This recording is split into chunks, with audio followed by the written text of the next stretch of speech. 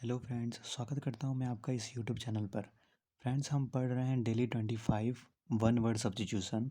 और आज का जो हमारा पहला वर्ड है वो है सोफ़र। सोफ़र की स्पेलिंग होती है CHAUFFEUR। सोफ़र का मतलब होता है one who is employed to drive a motor car. मतलब जिसको एम्प्लॉयड किया गया है, मतलब जिसको रखा गया है, जिसको नौकरी पे रखा गया है कि वो मोटर कार ड्राइव करे, मतलब कार चलाए, उसको बोलते हैं सोफ़र। मतलब कार चलाने की जो नौकरी करता है उस व्यक्ति को बोलते हैं सोफ़र। तो ये एक तरीके से क्या होता है, ये एक तरीके से ड्राइवर होता है जो कार को चलाता है, जिसको रखा गया है नौकरी पे ताकि वो कार चलाए। तीन वर्ड होते हैं, एक होता है एम्प्लॉय, एक होता है एम्प्लॉयर और एक होता है एम्प्लॉय, EMPLOY। तो एम्प्लॉय जो होता है वो कर्मचारी होता है जो किसी भी संस्था में काम करता है। जैसे बैंक में जो भी काम करते हैं वो क्या होते हैं, एम्प्लॉय होते हैं।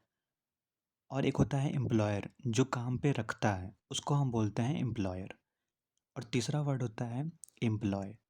एम्प्लॉय करने का मतलब क्या होता है कि नौकरी पे रखना। तो ये जो एम्प्लॉय होता है ये वर्ब होती है। एम्प्लॉय का मतलब होता है नौकरी पे रखना।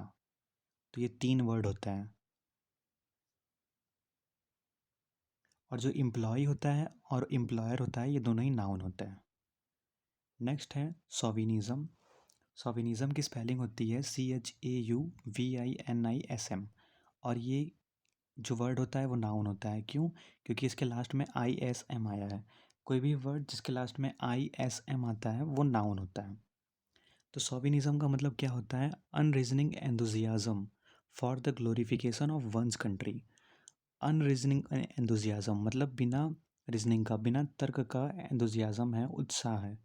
For the glorification of one's country मतलब अपनी कंट्री के ग्लोरिफिकेशन के लिए, मतलब गर्व के लिए। तो अपने देश को जो अन्य देशों से श्रेष्ठ मानता है उसको बोलते हैं शोविनिज़्म। जो अपने देश को सर्वश्रेष्ठ मानता है दूसरे देशों से, उसको हम बोलते हैं शोविनिज़्म, जिसको हम हिंदी में बोलते हैं उग्र राष्ट्रवाद। नेक्स्ट है हमारा चिप। चिप का मतलब होता है a small piece of potato, a small piece of wood. मतलब पोटैटो का स्मॉल पीस, छोटा टुकड़ा, या फिर वुड का, लकड़ी का छोटा टुकड़ा, उसको बोलते हैं चिप। नेक्स्ट है क्लोरोफॉर्म। क्लोरोफॉर्म क्या होता है, a substance used in surgery to make a man unconscious. मतलब एक ऐसा सब्सटेंस जिसका यूज़ किया जाता है सर्जरी में। सर्जरी को हिंदी में क्या बोलते हैं, शल्य चिकित्सा बोलते हैं, शल्य क्रिया। तो एक ऐसा सब्सटेंस जो कि सर्जरी में यूज़ किया जाता है ताकि मैन को, किसी भी आदमी को बेहोश किया जा सके, उसको हम बोलते हैं क्लोरोफॉर्म। क्लोरोफॉर्म एक ऐसा सब्सटेंस होता है जिसका हम सर्जरी में यूज़ करते हैं सर्जरी से पहले, ताकि उस आदमी को बेहोश किया जा सके, अनकॉन्शियस बेहोश किया जा सके, उसको बोलते हैं क्लोरोफॉर्म। नेक्स्ट है क्लोरोफिल। इसका मतलब होता है colouring matter of green part of plants. तो वो सब्सटेंस जो कि प्लांट को ग्रीन कर दे उसको बोलते हैं क्लोरोफिल। पौधे को जो हरा कर देता है उस पदार्थ को बोलते हैं क्लोरोफिल, और ये तो हमें पता भी है। नेक्स्ट है CHOIR, क्वायर। क्वायर का मतलब क्या होता है, अ बॉडी ऑफ सिंगर्स। तो सिंगर्स की जो भी बॉडी होती है, मतलब जो भी ग्रुप होता है, उनको बोलते हैं क्वायर। गायकों के समूह को बोलते हैं। नेक्स्ट है कोरियोग्राफर। कोरियोग्राफर कौन होता है, वन हु टीचेस डांसिंग। मतलब जो डांस सिखाता है उसको बोलते हैं कोरियोग्राफर, जिसको हम बोलते हैं नृत्य निर्देशक। और ये जो स्टडी करता है, मतलब ये आर्ट जहाँ से सीखता है उसको बोलते हैं कोरियोग्राफी। तो ये जहाँ से आर्ट सीखता है उसको बोलते हैं कोरियोग्राफी। और कोरियोग्राफर वो पर्सन होता है जो कि डांस सीख चुका है और वो दूसरों को सिखा रहा है, उसको बोलते हैं कोरियोग्राफर। नेक्स्ट है क्रोनिकल। CHRONICLE, chronicle. क्रोनिकल का मतलब होता है record of events in the order of their happenings, मतलब घटनाओं का ऐसा क्रम जो कि क्रमबद्ध हो, उसको बोलते हैं क्रोनिकल। मतलब इवेंट जो कि क्रोनोलॉजिकल ऑर्डर में हो, मतलब क्रम में हो। क्रोनोलॉजिकल ऑर्डर का मतलब होता ही है क्रम में। क्रोनिकल और क्रोनोलॉजिकल ये दोनों वर्ड सेम ही हैं।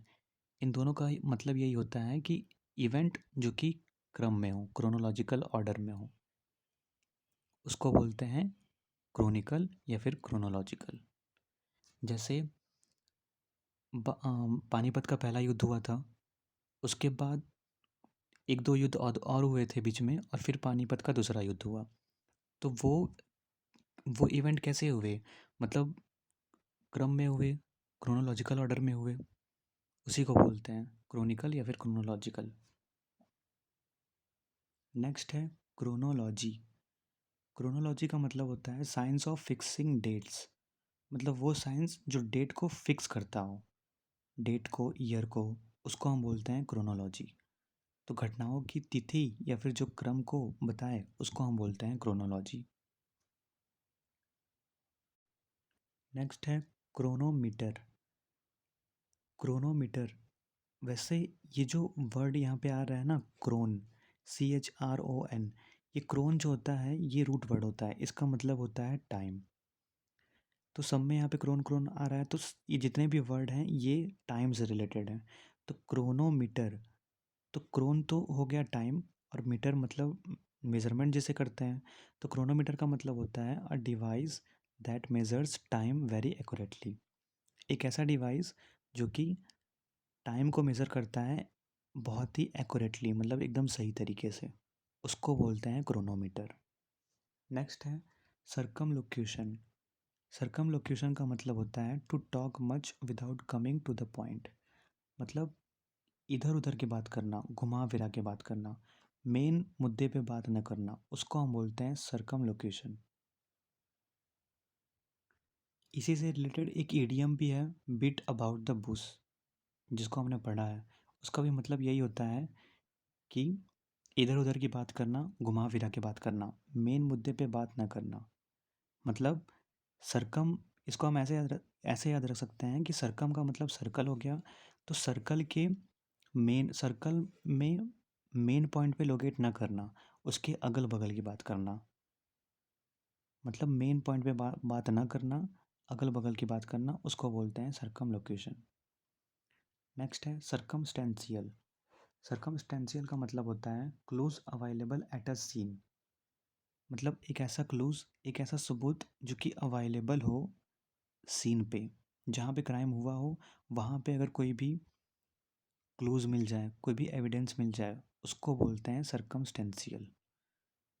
मतलब परिस्थिति जनक साक्ष्य जो होते हैं, साक्ष्य या सबूत, उसको बोलते हैं सर्कमस्टेंशियल। जैसे हम टीवी पे बहुत सारे मतलब क्राइम के सीरियल देखते हैं, तो उसमें इसका यूज़ होता है कि सर्कमस्टेंशियल एविडेंस, मतलब सर्कमस्टेंशियल एविडेंस मतलब कि एक ऐसा एविडेंस जो कि सीन पे ही, जहाँ पे क्राइम हुआ हो वहीं पे अवेलेबल हो, उसको बोलते हैं सर्कमस्टेंशियल एविडेंस। नेक्स्ट है सर्कमवेंट। इसका मतलब होता है prevent from being carried out, मतलब गतिरोध पैदा करने को बोलते हैं, किसी घटना को घटित होने से रोक देने को बोलते हैं सर्कमवेंट। नेक्स्ट है क्लैक, CLAQUE। क्लैक का मतलब होता है a number of hired applauders, that is persons paid to clap. तो a number of hired applauders मतलब कि applauders का मतलब प्रशंसक होता है, तो प्रशंसक को क्या किया गया है, हायर किया गया है, मतलब उनको पैसा दिया गया है और उनको खरीदा गया है, मतलब किराए पे लिया गया है प्रशंसक को, उसको बोलते हैं claque. A number of hired applauders, that is persons paid to clap, मतलब एक ऐसे पर्सन जिसको प्रशंसक के रूप में लिया गया है और उनको किराया दिया गया है, उसको बोलते हैं क्लैक। तो हम इसको याद रख सकते हैं, क्लैक, CLAQUE क्लैक, क्लैक से हुआ क्लैप, क्लैक, क्लैक से हुआ क्लैप। तो क्लैक करने के लिए मतलब क्लैक ये वर्ड है, तो क्लैप करने के लिए क्या किया गया है, उनको खरीदा गया है। तो इसको हम थोड़ा बहुत ऐसे रिलेट कर सकते हैं कि क्लैक और क्लैप, तो क्लैप करने के लिए उनको हायर किया गया है, क्लैक और क्लैप। नेक्स्ट है क्लेस्ट्रोफोबिया। तो ये जो क्लड या फिर ये जो क्लड या फिर ये जो क्लस है, क्लड या फिर क्लस, ये रूट वर्ड होता है, इसका मतलब होता है इनक्लोज, मतलब इनक्लोज्ड एरिया, छोटा स्थान उसको बोलते हैं। और फोबिया का मतलब क्या होता है, फियर होता है, डर होता है। तो क्लेस्ट्रोफोबिया का मतलब हो जाएगा fear of being enclosed in a small closed space, मतलब इनक्लोज बंद स्थान से अगर फियर है, डर है, उसको बोलते हैं क्लेस्ट्रोफोबिया। नेक्स्ट है क्लियरिंग हाउस। इसका मतलब होता है place where bankers exchange cheques and adjust balances. ये जो वर्ड है इसको पढ़ते हैं एडजस्ट, ये जो डी होता है ये साइलेंट होता है, इस वर्ड को पढ़ते हैं एडजस्ट। तो क्लियरिंग हाउस का मतलब होता है place where bankers exchange cheques and adjust balances. तो वो स्थान जहाँ पे चेकों का हिसाब किताब किया जाता है उसको बोलते हैं क्लियरिंग हाउस। तो जो बैंकर होते हैं, जो बैंकर्स होते हैं, मतलब जो बैंक में जो काम करते हैं बैंकर्स, वो क्या करते हैं कि जो चेक होते हैं वहाँ पे उनका हिसाब किताब करते हैं। तो वो कहाँ करते हैं, उसको बोलते हैं क्लियरिंग हाउस। नेक्स्ट है क्लाइमेटोलॉजी। हमें पता है क्लाइमेट का मतलब क्या होता है, क्लाइमेट का मतलब होता है जलवायु, और लॉजी मतलब स्टडी, मतलब जलवायु की स्टडी को क्या बोलते हैं, climatology, science of climate. Next है क्लॉक रूम। क्लॉक रूम का मतलब होता है a place for luggage eight railway station. तो जब हम रेलवे स्टेशन पे जाते हैं तो वहाँ पे लगेज रखने के लिए एक प्लेस होता है, ऊपर लिखा रहता है क्लॉक रूम, उसी को बोलते हैं। क्लॉक रूम का मतलब होता है place for luggage eight railway station. तो रेलवे स्टेशन पर सामान रखने के लिए जो भी स्थान होता है उसको बोलते हैं क्लॉक रूम। नेक्स्ट है कोअलिजन। कोअलिजन का मतलब क्या होता है, कॉम्बिनेशन ऑफ स्टेट्स और political parties for a special purpose, मतलब जो पॉलिटिकल पार्टी होती है उनका जो गठबंधन होता है उसको बोलते हैं कोअलिजन। तो कोअलिजन का मतलब होता है गठबंधन, जब दो पार्टियां, दो या दो से ज़्यादा पार्टियां जब क्या करती हैं, गठबंधन करती हैं, उसको बोलते हैं कोअलिजन, COALITION, कोअलिजन। उसका मतलब होता है गठबंधन। एक वर्ड होता है कोलिजन, COLLISION, वो कोलिजन का मतलब होता है टकराव, और ये है कोअलिजन, COALITION, इसका मतलब होता है गठबंधन, और वो जो कोलिजन होता है उसका मतलब होता है टकराव। नेक्स्ट वर्ड है हमारा कॉबलर। कॉबलर का मतलब होता है वन हु मेंड्स शूज, मतलब एक ऐसा पर्सन जो कि शूज़ शूज़ को क्या करता है, मेंड्स करता है, मतलब शूज़ की मरम्मत करता है, उसको बोलते हैं कॉबलर, जिसको हम बोलते हैं मोची। नेक्स्ट है कोडिफाई। कोडिफाई का मतलब होता है put into the form of a code, मतलब कोड के फॉर्म में रखना, उसको हम बोलते हैं कोडिफाई। मतलब है कि नियमों को व्यवस्थित ढंग से रखना, उनको व्यवस्थित करना, उसको हम बोलते हैं कोडिफाई, जिसको जिसको हम बोल सकते हैं संहिता बनाना। नेक्स्ट है कोवर्ड्स, COERCE। कोवर्ड्स का मतलब होता है टू रिस्ट्रेन बाय फोर्स और impale a person by force. तो टू रिस्ट्रेन, रिस्ट्रेन का मतलब क्या होता है, किसी को रोकना, नियंत्रित करना, बाय फोर्स मतलब बलपूर्वक, किसी को भी बलपूर्वक रोकना। और impale a person by force, impale का मतलब होता है बाध्य करना, मजबूर करना, मतलब किसी को भी मजबूर करना फोर्स से, बलपूर्वक, उसको हम बोलते हैं कोवर्ड्स। तो बलपूर्वक, किसी को भी बलपूर्वक या फिर धमका कर, उसको राज़ी करवाना, उसको मजबूर करना, उसको हम बोलते हैं कोवर्स। नेक्स्ट है क्वायर, COIR। एक हमने पढ़ा पीछे CHOIR, क्वायर। उसका मतलब होता है अ बॉडी ऑफ सिंगर्स। मतलब गायकों का जो समूह होता है, जो सिंगर का समूह होता है, उसको बोलते हैं क्वायर। ये है COIR। इसका मतलब होता है fibre from the outer husk of the coconut used for making ropes. मतलब जो नारियल की बाहरी जटा होती है, उससे जो रस्सी बनती है, उसको हम बोलते हैं क्वायर। नेक्स्ट है कलीग। कलीग की स्पेलिंग होती है COLLEAGUE। इसको हम पढ़ते हैं कलीग। कलीग का मतलब होता है person who works in the same department of an office, या फिर अ कोवर्कर इन एन ऑफिस और इंस्टीट्यूशन। तो वो पर्सन जो वर्क करता है सेम डिपार्टमेंट में ऑफ एन ऑफिस। जैसे मान लीजिए कि आप कहीं काम करते हैं किसी भी ऑफिस में, तो आपके ही ऑफिस में वो जिस डिपार्टमेंट में आप हैं, उसी डिपार्टमेंट में वो भी काम करता है, और जो आप वर्क करते हैं वही वो भी करता है। उसको हम बोलते हैं कलीग, या फिर अ कोवर्कर इन एन ऑफिस और इंस्टीट्यूशन।